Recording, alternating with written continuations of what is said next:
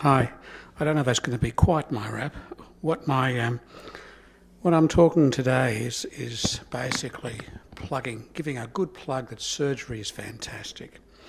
This is actually a talk that I have to give in Melbourne in November at a combined Asian Australian cardiothoracic surgery meeting, and the process I was asked to give is that surgery and sternotomy surgery is still and will remain the gold standard in the foreseeable future. And I think it does, and I'll try to show you that it's correct. That's my attempt at humour. Things aren't always what they seem. I won't tell any of my jokes for those who don't want to hear them today over on the table over there. I'm going to deal with it in three parts. According to the wise man Donald Rumsfeld, we'll talk about the known knowns, we'll talk about the known unknowns, and we'll talk about the unknown unknowns. And I'm sure you've all read this quote before. What's known? Well, aortic valve replacement, surgically, via median sternotomy, is safe and reproducible with good outcomes. I always remember a meeting I went to about 4 years ago where we had some esteemed American guests who was telling us that doing a right anterior small thoracotomy aortic valve replacement in an 80-year-old was a really good operation. It only had a 9% mortality. I thought, what a loser. Because you wouldn't want to be that patient. Now, Dan Mullaney, many years ago, put together this study looking at the data from the Prince Charles Hospital, and myself and some of my colleagues were involved in it. We looked at aortic valve replacements, open, sternotomy, between 2002 and 2010, and we went through the databases that we run at the Prince Charles Hospital. 992 patients. The demographics for the patients are as depicted. Reasonable size prosthesis on average put in, 23, it's big enough for anyone. Now critically, the outcomes. In hospital mortality, 0.7%. And that's actually a critical number because when we look at severe aortic stenosis, asymptomatic, the mortality from sudden cardiac death is about 1% per annum. Now, if you, as a surgeon, don't have a better mortality than the risk the patient has to themselves, you can't offer them an operation. And according to Euroscore, again, as depicted, and it just shows that Euroscore is not very relevant or accurate. And the conclusions we came to, and this was presented at a cardiology meeting here some years ago in Queensland, was that AVR is open, is safe, reproducible between surgeons, probably should be between institutions. The inference for TAVI is not to impact procedural mortality, but TAVI to me is for reasoned frailty where the patient can still get a good outcome but doesn't want to go through the traumas of an open operation. And we still don't know the exact places because we don't ask questions in the right fashion between doing catheter-based interventions and surgery. It's still in evolution and it requires good collaboration between the two parties. Surgical mortality is important because when we quote the studies which have been put in the literature to actually push TAVI, it's all about the early mortality which depicts the difference between in this population group. And this was an old population group. This was the partner, so this was an Edwards study. And this was the core valve study from Medtronic. And again, it's all the early mortality which depicts the difference. After that, they're pretty much the same for this population. So the difference between TAVI and surgical AVR in the populations studied, we can't extrapolate it globally, is procedural mortality. Thereafter, it's based on age, comorbidity, natural history of prosthesis, valve-related issues. And, in an over 70-year-old having AVR, 50% of the mortality is cancer. When we did studies many years ago comparing allografts and mechanical valves, no difference in survival at 10 years. When we looked at LV mass regression comparing unstented valves and mechanical valve. No difference in LV mass regression, independent of the echocardiographic fingerprint of the prosthesis, where mechanical valves always have a higher gradient because of the fingerprint of the prosthesis, where the flows which are measured are through the narrow orifice. So there's a lot of things where we put inference beyond information. And as I said, this is the critical thing. You've got to have a low operative mortality. Otherwise, you're not benefiting the patient. So that's the key to everything we do. My current patients, and I keep a personal logbook still, I suppose, pretty much as when I was a registrar, of all cases I do. I only keep the last 5 years now. When I look at my own personal figures, aortic valve replacement since January 2013, isolated aortic valve replacement, which I'll include coronaries and aortoplasties, and I don't mind if they're redos. If I include doing multi-valves in association with an aortic, with or without coronary, don't mind if they're redos. 429 patients, 20% redo, 1 death. So it's actually a safe procedure, 0.23% mortality. And since then there's been a number more, and they've survived thankfully as well. But it's effort to make that work. So just the 1 death. All comers. How do you get that? It's by having planned procedural process. Cross-clamp times 30 to 40 minutes, bypass times 40 to 50 minutes, operative time 75 to 90 minutes. You actually can plan out how much each additional item will add to the total time of the procedure. And you plan to have no mortality, good LV function, good AVR, and you don't try something new on any given day. I always say, when you buy a car, you go and buy a car where all the people on the production line will do the same thing every day. There are options lists which you will put into it, which is what I call variances to my surgical procedure.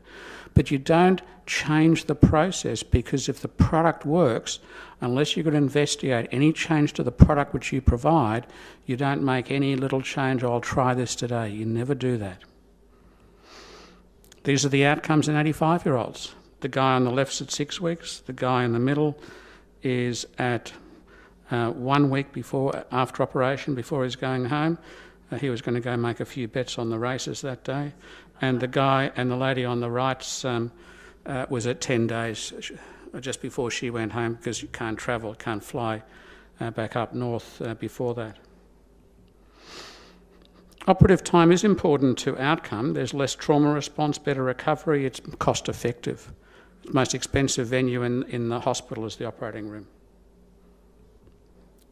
And sternotomy is good, and I'm doing this as a big plug because this is what the talk is going to be down there, because it does have short operative times.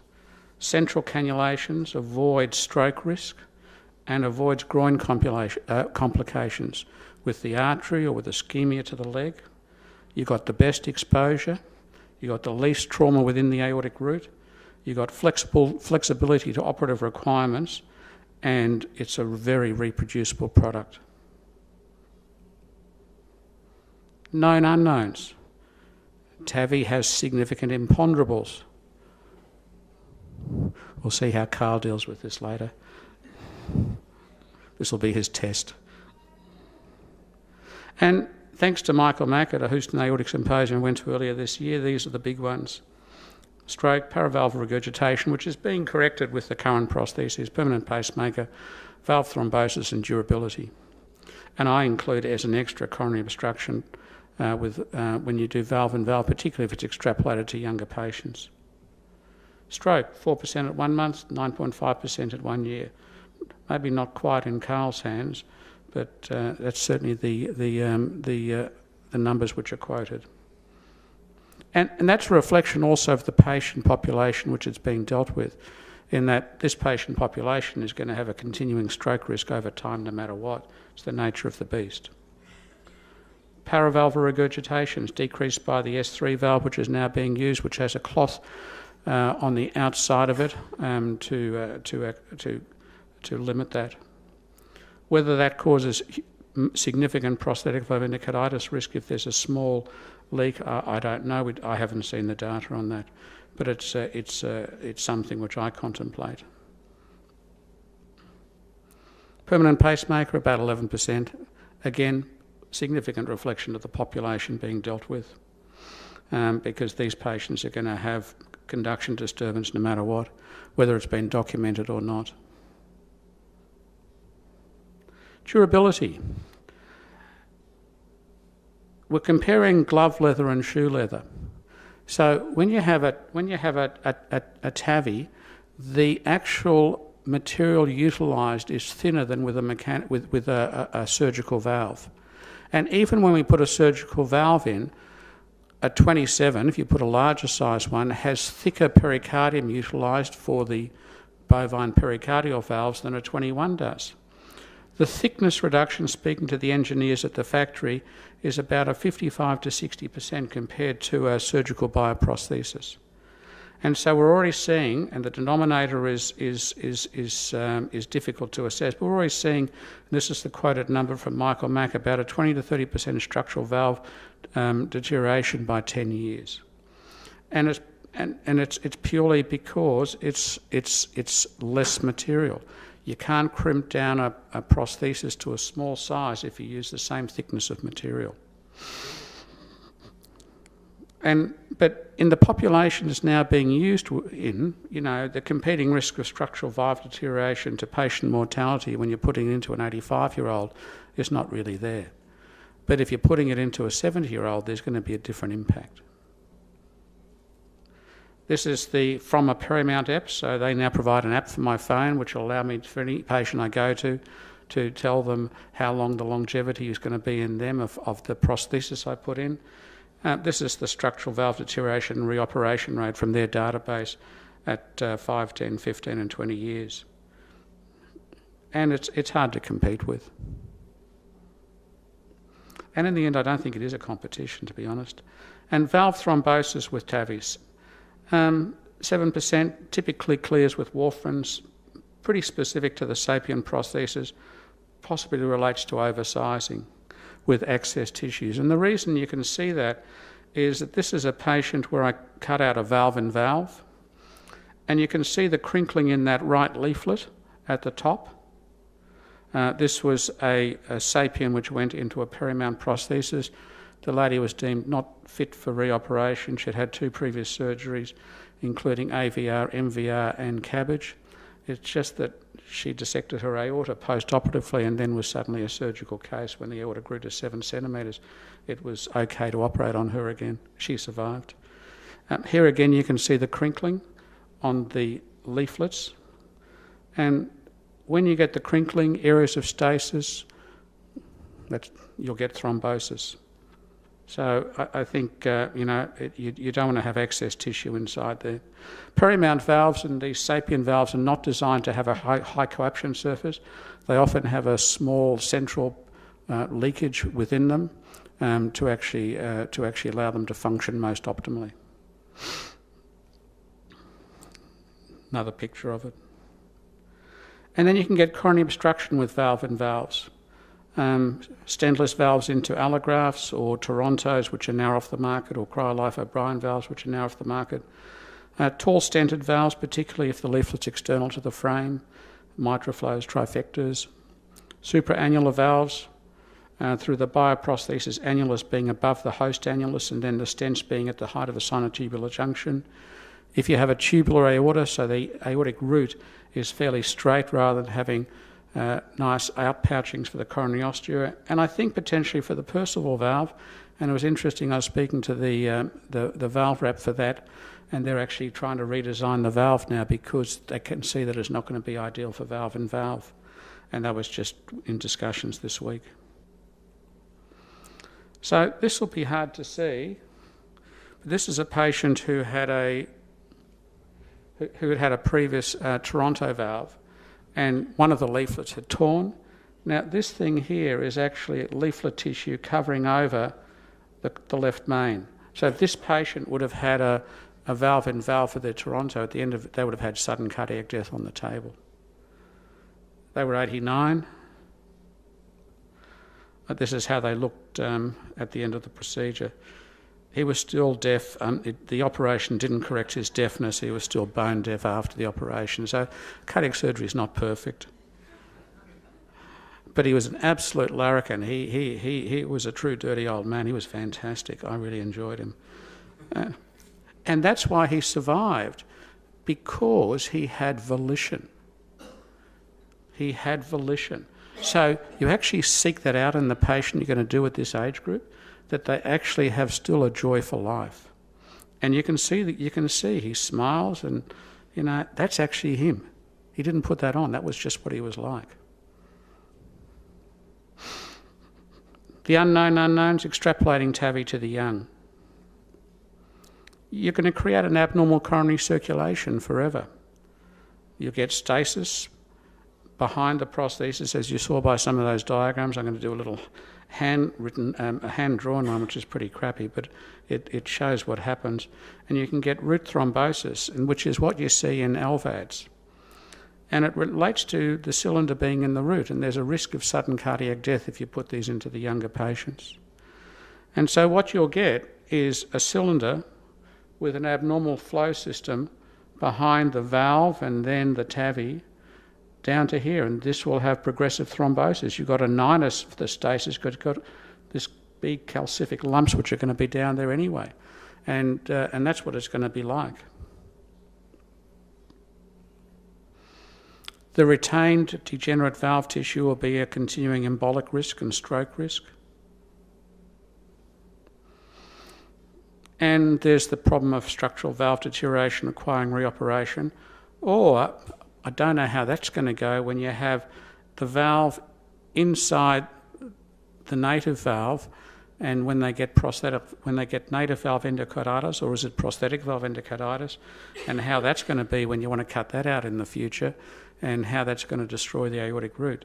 So we've got a few exciting operative processes for the future to look forward to, which I'm sure Carl will give me at some stage. And this is our normal exposure to an aortic valve through a median stenotomy. And it's easy, it's pretty, it's widely open. I mean, the aortic... Oh, how come the picture's good down here? What's happening up there? It's not a good picture. You should come up and see it. Huh? Is that too much light? Oh, well, the surgeon's the only person who ever sees anything anyway in the operative field, so nothing's changed. Everyone who comes around, they can't see anything anyway except the surgeon.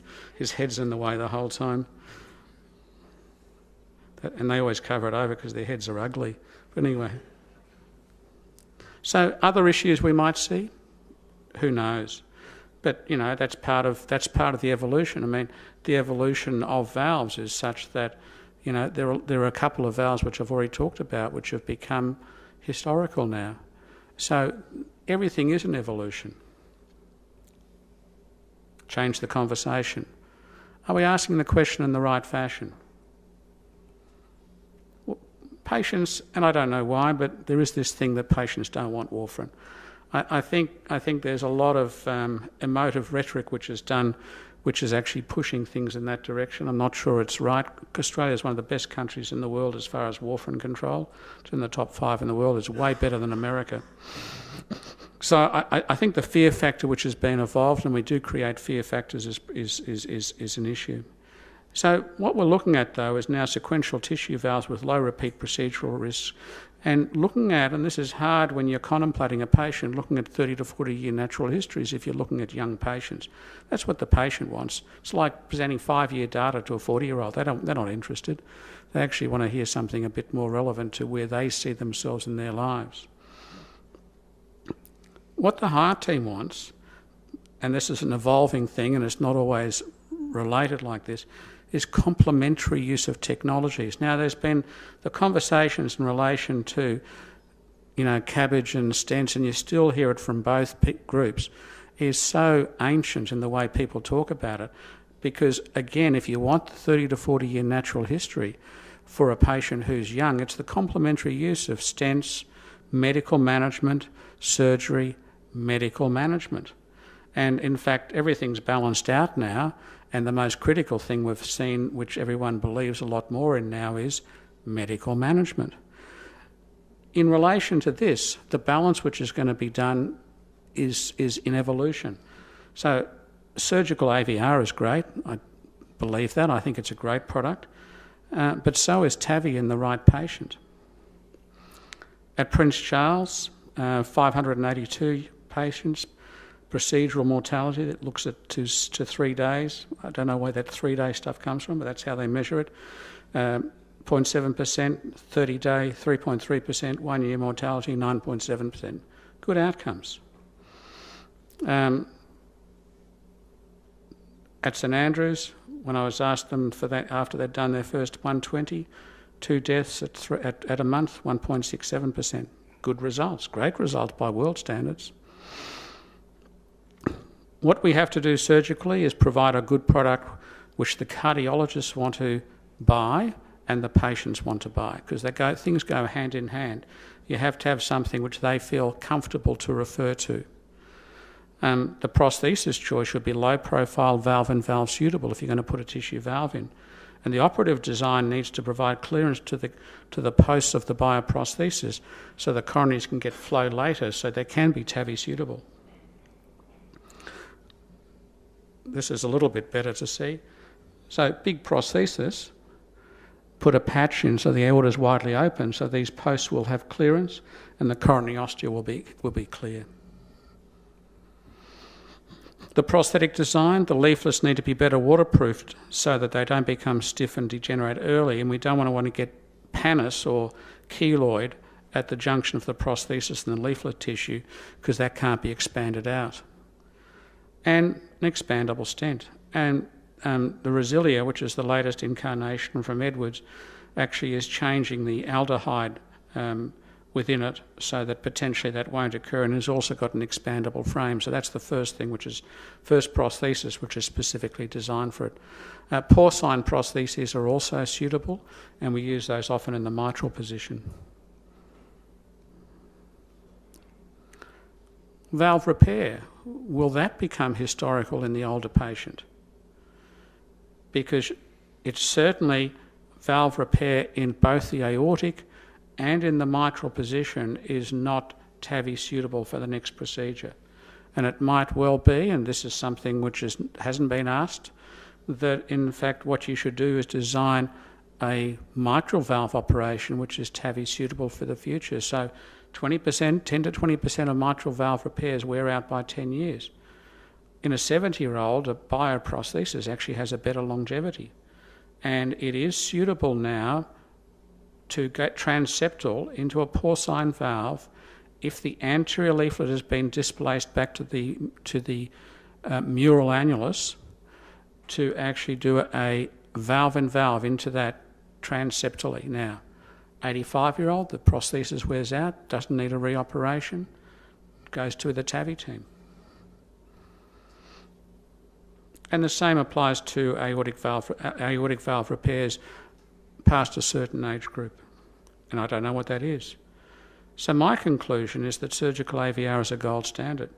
TAVI is the future today. The real question is to bring them together and not judge them competitively.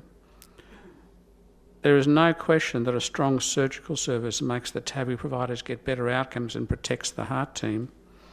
And there is no question that a strong TAVI program makes a surgical AVR provider get better results and protects the heart team. And thus, if the teams are playing well, the patient gets the outcome. If you have strong teams, you get strong outcomes.